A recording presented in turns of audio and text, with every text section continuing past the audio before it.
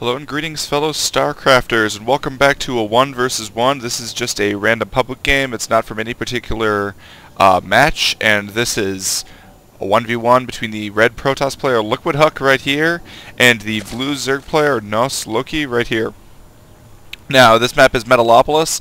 As I've talked about previously, this is one of the oldest maps in the ladder pool, and it's there for a reason. It's actually probably one of my favorite maps to watch, actually, at all. And the reason for that is actually that I've seen, like, first of all, like, there's basically so many types of strategies are valid on this map, especially in a Protoss versus Protoss match. It's one of the few maps where you can actually not do a 4-gate and still be able to adequately defend yourself because you've got such a small ramp that you're able to defend. But on the other hand, it can be somewhat... It can be both like difficult and easy to secure your expansion just because there's such a wide open area of attack. But it also allows for things such as a forge fast expand. You see Loki there, 11 out of 10, because he's doing the extractor trick to get the extra drone. But I've seen really cool Protoss build orders where you build like this huge chain of buildings down all the way and actually create like an almost perfect wall and protecting your expansion. And it's just really cool, and I've seen lots of great matches where you end up dividing the map in half and it just goes into these huge titanic battles, and it's just really interesting map to me. And I'm glad they're playing they're probably playing the version where you can't span cross bonds, which is why he checked this expansion first, then this expansion. And here we are. He is going to spot NosLoki. He'll see that the no spawning pool goes down, so actually my guess is Loki would... Ooh, actually, Loki, if he sends out a drone right now... Yep. Yeah, that was actually a poor decision by Huk there. Now, Huk is well known for his probe play, so I don't want to necessarily fault him that much, but there is going to be a hatch first. He's able to get down. Normally what you want to do is keep your probe in front of any drones, so that if a drone's coming over here to try to build a hatchery, you can actually just stop him, and now the drone scout is going out right after the hatchery goes down, and I'm sure as soon as he gets to 200 minerals, he's going to be getting a spawning pool as well. Meanwhile, we actually see a forge coming down for Huk. Ooh, but that's an interesting position. Oh, he's actually going for a cannon rush. Yeah, absolutely going for a cannon rush. He is not going for a forge fast expand. If he would, he'd be building on the low ground over here in order to create some sort of wall, as I was talking about earlier. So right now he's got one pylon going down, and he's got another probe in backup while he's getting his other probe to be chased. Look at all those drones right now. Actually, if Huk's able to, if he puts 3 pylons down. If he puts 3 pylons down right here at the entrance, he can stop all of these drones from being able to get out and can actually do a lot of damage here. But it looks like he's just going to be building cannons and most likely canceling them. And meanwhile, all of these drones are not building. And so that's... Oh, able to trap both of the probes. Nice work from NosLoki. So able to trap both the probes, which means that he's not going to be able to get another one over here in time, and Huk's just going to have to cancel both these cannons because they're going to be taken out by the drones, and then he's going to just start building from here, and Huk is just going to be... Oh, he's just going to be expanding, actually. That's very... Okay, so he realizes he's behind now after the failed cannon rush. It was a great defensive job by Loki. Luckily, the pylon is, in fact, blocking a couple of the workers, or at least making them slightly slower for building. So at some point, when Loki gets out Zerglings, he'll probably be taking care of that. But meanwhile, it looks like he's going to be trying to build some sort of walling over here. He'll probably be putting some cannons behind and then getting some buildings up front. See one cannon. He'll probably get a second cannon as well. I guess just because he doesn't know how many Zerglings... I guess he does probably see how many Zerglings Loki has, because he's only got 2 working on the pylon. So that might be another reason why he feels secure, is because he knows that Loki has to take out the pylon before he can really come over and attack. Meanwhile, though, if Loki had built like tons and tons of Zerglings, it's possible he could have been able to attack. But I think Loki figures that he's already ahead after the failed cannon rush, and so he might as well just just expand and macro up and get as many drones as he can in order to properly expand. Meanwhile, the drone count does get down. It takes a face full of photon, as I guess the photon cannon is causing it immense damage. And meanwhile, okay, so we do see a cybernetics core going down for Huk, very standard. He's trying to catch up in gas right away, because his gas is obviously much delayed as a result of the failed cannon rush, and because the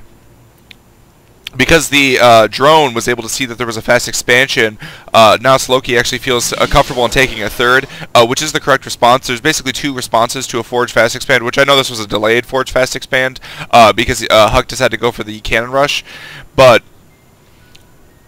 the responses to it are the same nonetheless. And the 2 responses are either you do some sort of big baneling or roach bust, or get tons of Zerglings. You know, there's lots of different ways of doing it. I've also seen cool little methods actually, where you use the Overlord ability to spew creep and then build spine crawlers actually outside of the Protoss base. And because they don't have any grounding, it's only the cannons defending them.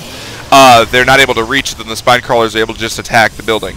But anyway, so you can do the roach bust. You can do all sorts of different kind of busts off 2 base. The only other response that you can really do is take a third and still remain economically ahead, and that's what Loki has decided to do. He's being macro oriented, and actually he still hasn't started speed, so it's kind of late to not have started speed yet. So I think he probably feels secure from any sort of attack whatsoever, and you know, he definitely should, and he's utilizing that to not have to get speed right away, because he doesn't need Zerglings. And actually, he's getting a lair before speed. Talk about a rare build.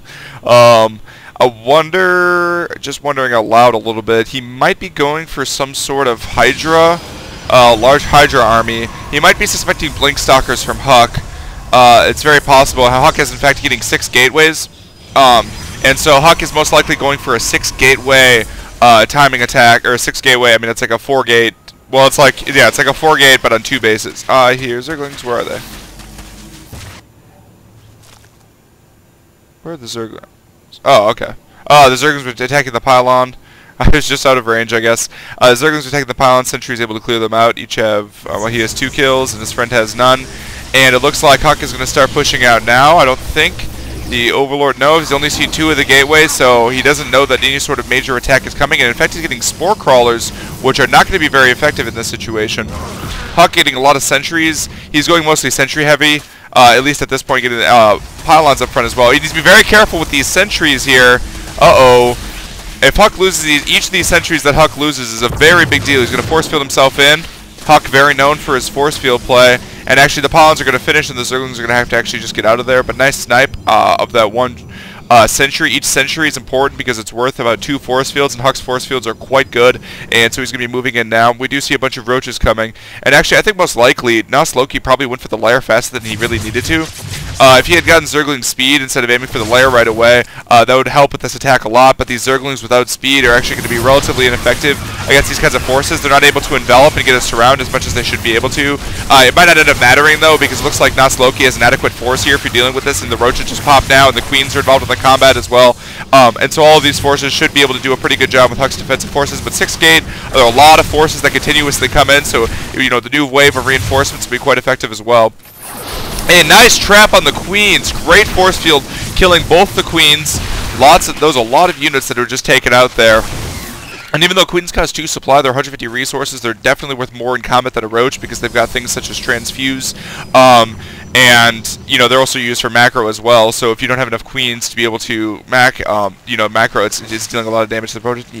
A lot of damage to the Zerg economy and Zerg production. All right, looks like Huk got stalkers there. Very smart move to be able to deal with the. Not the best force fields, though, to be able to deal with the roaches, as I was saying.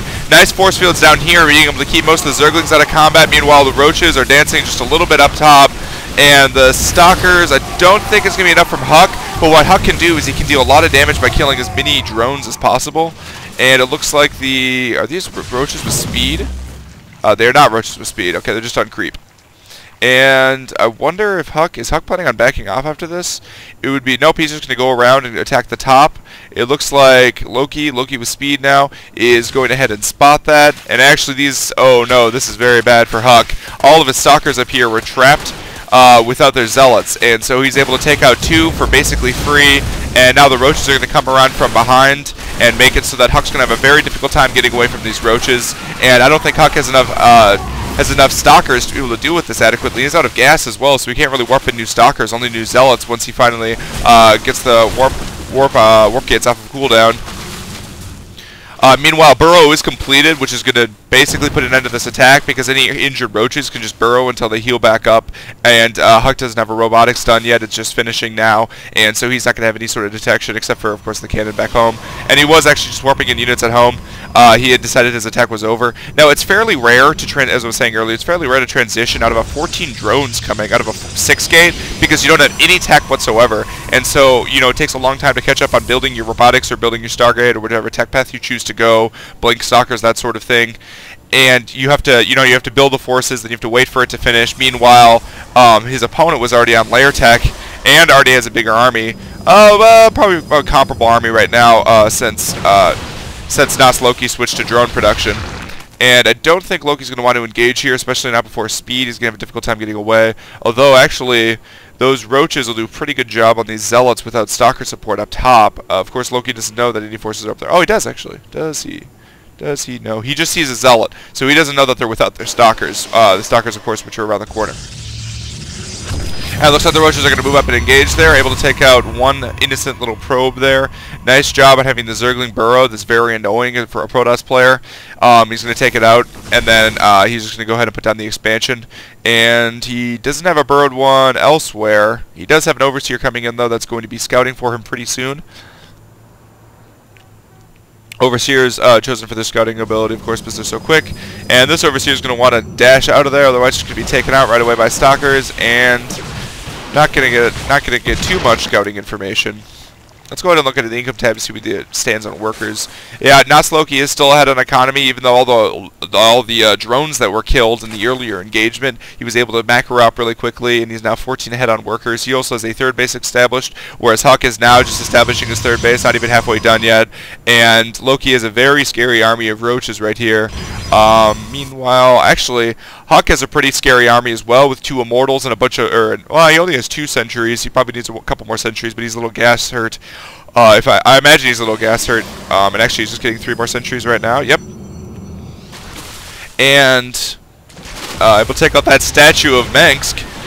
Meanwhile, we see a little bit of a Zergling run by. Loki's trying to get Huk out of position so that he can get the Zerglings to run up and deal as much damage to the expansion as possible, but Huk was too smart. He kept his stalkers up front and able to deal with that very quickly.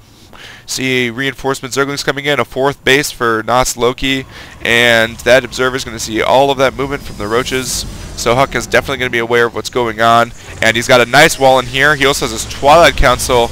I'm not convinced that he should have put his Twilight Council here. I understand putting gateways there, but it's not the biggest deal in the world if you end up losing them. But if he loses his Twilight Council, it's relatively expensive, 150 minerals, 100 gas, and you have to wait for the build time to finish before you can get any sort of Templar. And if you're in the middle of researching something like Blink, then it puts it back to phase 1. But he's probably going to get Blink before any sort of damage comes, but we do have Baneling drops, ever a favorite against Protoss armies, and actually Huk's army is out of position. A lot of damage is going to be dealt to Huk's economy here. Are the Zerglings going to run by? No, the Zerglings are just going to move up and engage. Meanwhile, the Baneling drops are going to be very effective on top of the Protoss army. That's a lot of Zealots. They're going to take a lot of damage. But looks like he's going to be dropping them on the Stalkers. Not completely, well, the Stalkers are more important, but the Zealots take a lot more damage. Able to take out the robotics facility. Nice move there by Loki. And the Roaches are now engaging the Zealots, and the Stalkers are engaging the Zerglings. So it's actually perfect for Loki, with the exception of the Immortals that are engaging Loki.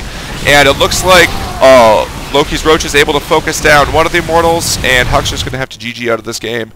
Very nice job from both players. It's very interesting, certainly, to go for a for a cannon rush against a hatch for a Zerg. It's become a little bit more popular recently, I would say, but certainly not something that's very standard. Normally you just go for the Forge Fast Expand, but the Forge in the base is a dead giveaway. That's what they're planning on doing. It makes it much more difficult to expand super quickly outside of it. And actually, if you look at the resources, look at how far ahead, look at how far Loki was, and there was no Nexus here either. The Roach was able to take that out as the Zerglings were fighting the Stalkers, and some, some of the Roaches were also fighting the Zealots. But very great job on the part of Loki, able to just cement his economy after that early game hiccup by Huk, and able to just go ahead and pull out his game. Huk is a very good player. I do want to say that he did very well in the GSTL 2 days ago. I'm not going to tell you exactly how he did or anything like that, but he did play really well. I'm not going to tell you if he won or not, because I don't want to spoil it. It's relatively recent. I tend to spoil these things a lot, but I'm going to be more careful. Anyway, and we're going to be moving on to... this is a best one-of game, and so I'll be moving on to a different cast. It's PJ Milncraft signing off.